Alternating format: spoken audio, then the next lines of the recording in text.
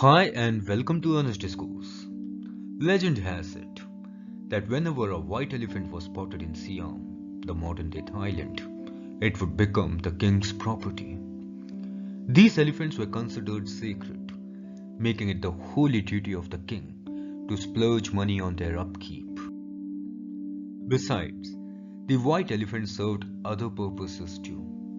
If the king got upset with someone, the white elephant would be gifted to the erring person. As the gift was from the king, it could not be refused.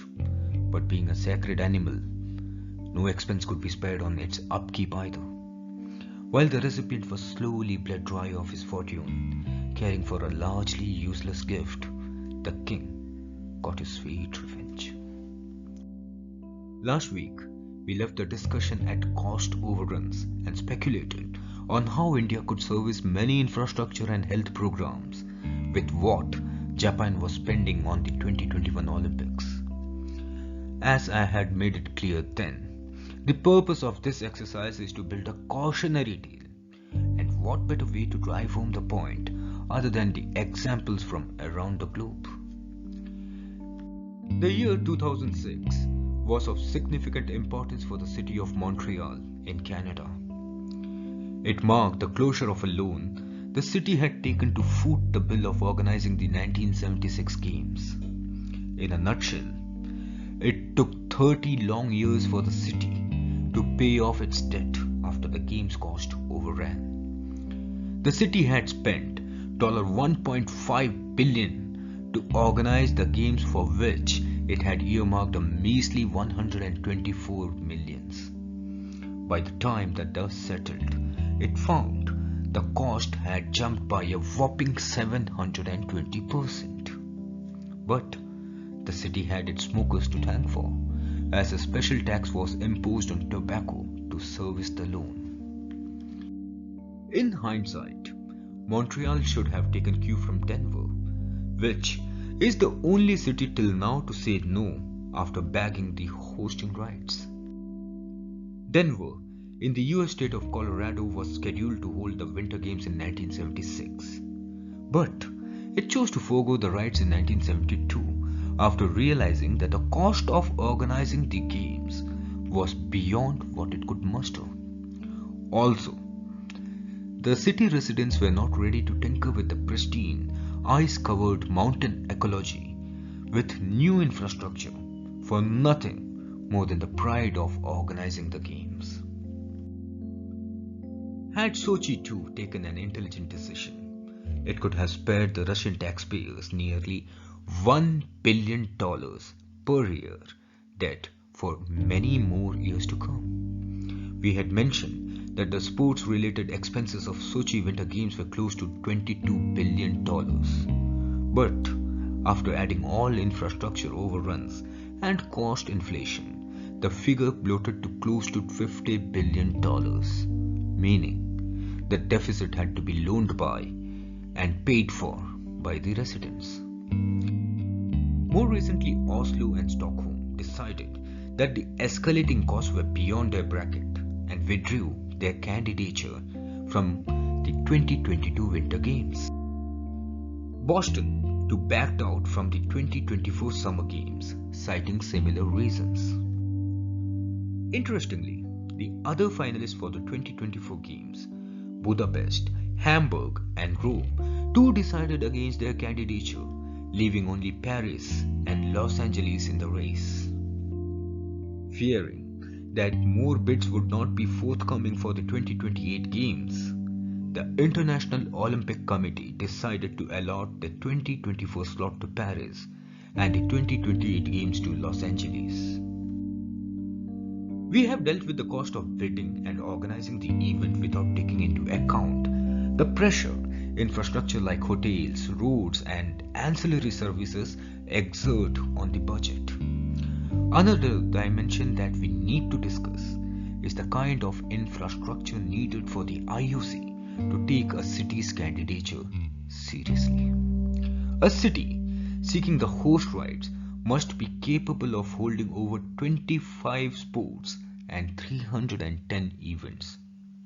It must be capable of accommodating over 20,000 officials and lakhs of spectators. Imagine the cost of building stadia for so many events. But what happens when the games are over? What is the guarantee of the grand facilities coming to use post-Olympics? What would be the cost of upkeep of such specialty stadia?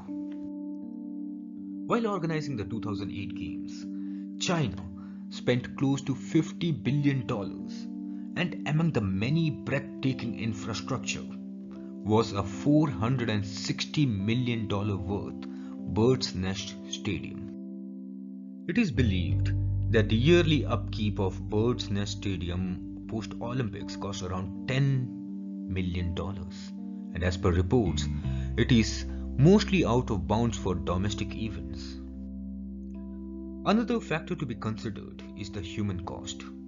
In the run-up to the Beijing Olympics in 2008, China displaced nearly 15 lakh people to make way for the state-of-the-art infrastructure, which, as we have already mentioned, is in disuse. But given it was China, not much hue and cry was raised.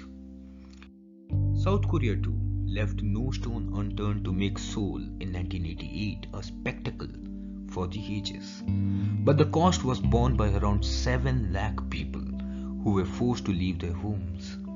Around 48,000 dwelling units were raised by the Korean officials to pave the path for a stellar show.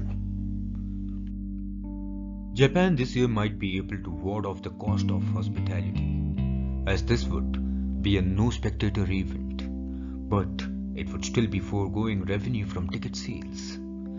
According to the Kansai University estimates, the combined loss for Tokyo by staging Summer and Paralympics without spectators would be $23.1 billion.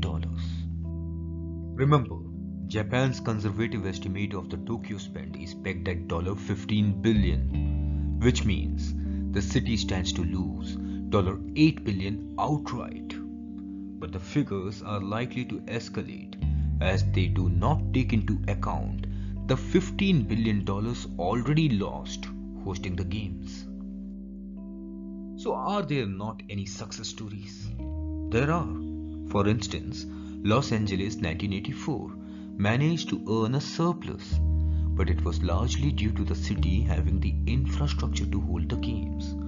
Also, the city managed to arm twist the IOC into favorable deals, as not many were willing to organize the games, more so after learning from what happened to Montreal.